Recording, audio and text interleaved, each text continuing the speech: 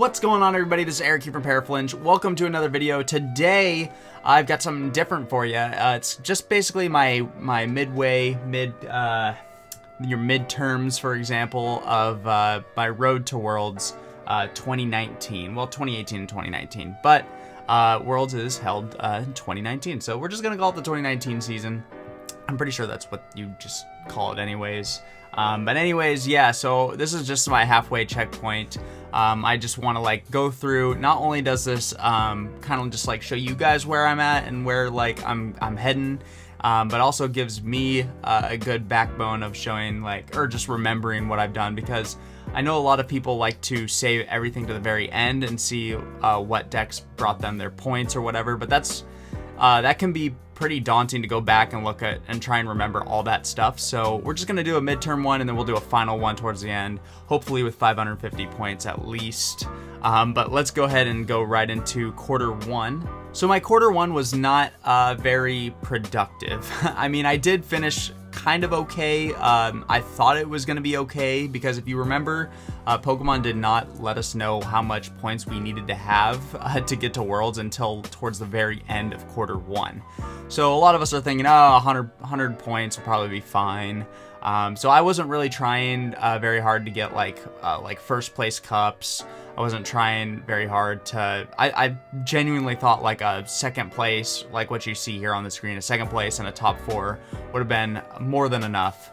But it's definitely not. It's definitely not enough when the threshold is 550 points. So I did go hard in the challenges, though.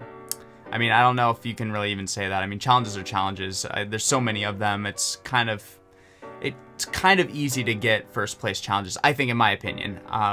So getting a first place challenge finished with the Psychic Malamar, that was actually the very first league challenge in our area of the season.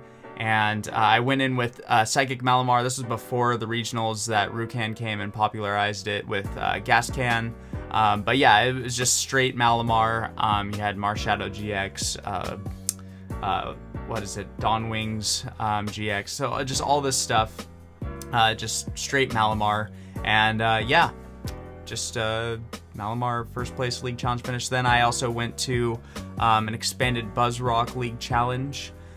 Shout out to the Johto League. That's where I got that there. Yeah, this was before Portland Regionals, so we were all practicing for expanded, so there was a lot of expanded stuff in quarter one. So then moving on to the League Cup finishes. Actually, this one was standard. This was the one I went up to Spokane, and if you guys didn't catch the vlog that I did for that, Gabby and I took the trip up there, about a 5-hour drive. 5-hour drive sounds about 5 to 6 hour drive up to Spokane. We spent the weekend up there, met some really cool folks and some cool friends, and that's what I really love about Pokemon. I mean, you'll hear this from everybody, but just being able to travel and meet new people and have connections is really cool. So just quick shout out to the Spokane folks, I suppose. And then back at home in Portland, I took a second place finish, almost barely missed it, getting the first place. It went to sudden death on the third game. But I got a second place with Zoroark, Execute, Muck.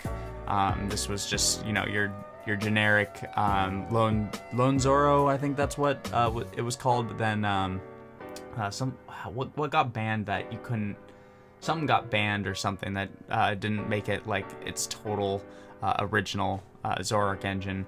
But yeah, it was a new spin on it, and I mean, it was a good deck. It was what I took to Portland, but I just flopped. I hit like a couple Buzz Shrines at Portland. I hit a Buzz GX. Like, it was just the worst matchups for me, and it was really disappointing missing out on points. There was one, I think it was round 6 or round 7. No, it was, no, sorry. It was round 8, where I just had to win one so I could tie my last ID with whoever's my opponent in round 9, and I could have made top 128 easy. But I just completely lost. I can't remember the deck, but it was one of those situations where I can at least get top 128. But yeah, it was very disappointing quarter one, in my opinion. I originally, like I said towards the beginning of this slide, I was saying, You know, we were all thinking that 100 points would have been solid for quarter one. But no, it is partially my fault for not going hard in the paint, but it also is partially Pokemon's fault for not letting us know towards the beginning of the year. So we know where it's going to be. We know it's going to be at Washington, D.C., but we don't know how much points we need to get to Washington, D.C. So I think that's very important. Maybe next year Pokemon can let us know day one. So. All right, quarter two was a lot better for me. Saw those 550 points, so I was like, man, I have got to get in there. I've got to get some points. So you're gonna see a lot better, almost a perfect quarter two for challenges and cups. So again, I get the 2 first place challenges. First one with Buzzrock Tails, and then the other first place with Clowns. These were pretty self-explanatory. I was just, let's get in there, let's get some points. Pretty easy stuff. League Cup, actually the last League Cup of the quarter, I got first place with Clowns. And then second place, Cup with Clowns, I was like midway through the quarter. But yeah, really stellar quarter two, I think, in my opinion. Almost getting that perfect finish in cups. And then we went to Anaheim Regionals, and this was before, actually the same exact tournament that Lee took Zoro Exodia, in quotation marks, to a top 4 finish, basically popularizing it, making people know what it is, what to expect. But it was really fun playing this deck before everybody knew what it was, like going in and going like, you get your red card, you get your Marshadows, you get your Delinquents, and they're like, what kind of deck is this? Is this just Skyfield Zoroark? It's like, no, you have a 1-card hand, and I'm gonna make sure it's not good. So it was really fun. Almost made the top 64, but 65th place is where I ended up, netting me 40 points for top 128, and basically finishing the quarter with 160 championship points. So now we're at, let's see, at math, do 262, I believe. I'm at 262 after quarter two. So, you know, a little bit under halfway there, just barely, but good enough in my opinion. So, but a little sneak peek into quarter three, because it just started just a couple weeks ago. It is March 1st, and quarter two for cups, I believe, started on the 15th of February. So there was a couple weeks that I've already attended events and got points for. So going on to quarter three. So quarter three begins our run with Team Up. Really awesome set, really love it. It seems like these sets keep getting better and better, in my opinion. There's just so much more variety, so much more mix-ups with Ditto Prism and Lost Thunder and Clowns. Like, I just really like where Pokemon's taking the variety in the game. Yes, Expanded's still a problem, but they're doing their best. They've banned Delinquent like they probably should have. They're banning Maxis because of the Omastar, blah, blah, blah. We all know this, but anyways, moving on to quarter three. It's only been a couple weeks of quarter three. Getting a decent head start, I would say. I already snagged a first place challenge finish with Pikarom. It was pretty crazy. I faced 2 Zoroarks, Lucarios. It was just insane, but that just goes to show you how strong Pikarom is, just getting right out of the gate. If you can steamroll your opponent early on, boom, you're just gonna win the game. So just make sure you have a consistent Pikarom list, getting your turn 1, turn 2 full blitz ready, then you are just good to go, honestly. And then that was the week before Collinsville Regionals. 1,056 players played at this event, and I was thinking going into this, you know, I just need to play something consistent to net me points. And so I thought Zoroark Lucario was the answer to that, and it really was. It did net me top 256. I was really upset. I went into a 5-1 situation after round 6, after defeating Rahul Reddy in Swiss on round 6. and I was feeling good. I was like, let's do this. Let's get one more win. I can ID one of my last games with somebody who definitely wants to ID because they want to get in top cut or whatever. And then I could just win a whole bunch more, put myself in a better seed. But then right away, round 7, I face a Zoroark mirror. He wins the coin flip. Bada bing, bada boom, I lose. Next round, I play against another Zoroark. He wins the coin flip. Bada bing, bada boom. Same verse as the first. You know exactly what I'm talking about. And I was super disappointed after that. It was a sad time. Going into round 9, I'm like, okay, whatever. Let me try to win this. Maybe I could squeeze in top 128. Maybe. There were a lot of 18 points people who got into top 128 towards the end, because 101 people did make it into day 2. That means there's about 28 slots that didn't, and all the people that I lost to obviously made it to day 2. So I was thinking I had a good chance at that, and my opponent and I only got to 1-1 game. I played against Ultra Malamar, destroyed him game 1. Game 2, he set up everything. He went first on game 2, and so game 3 started. They called time, whatever. Okay, tie. So that placed me at I don't remember. It was like 216 or something like that. So top 256 points. That's 30 points. It is relevant. So I'm starting out this quarter with 45 CP, which is really cool. So that means it puts some cool math fixing for the rest of the quarter, which I have on the summary page coming up.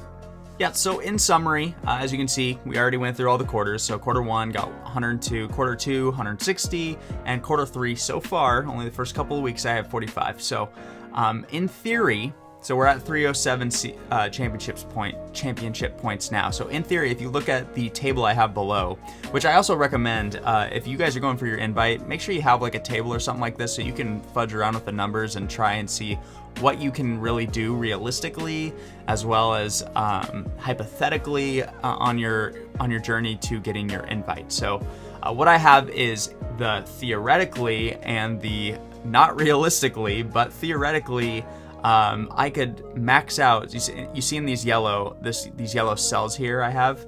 These are points I don't have. Obviously, quarter 4 hasn't started yet, but in quarter 3 and quarter 4, you see if I max out in both challenges and cups, I will be able to barely get my invite with 552 points. Now, that is not realistic. Looking at my previous history, I'm usually getting a top 4, a second place, a first place sprinkled in if I get lucky.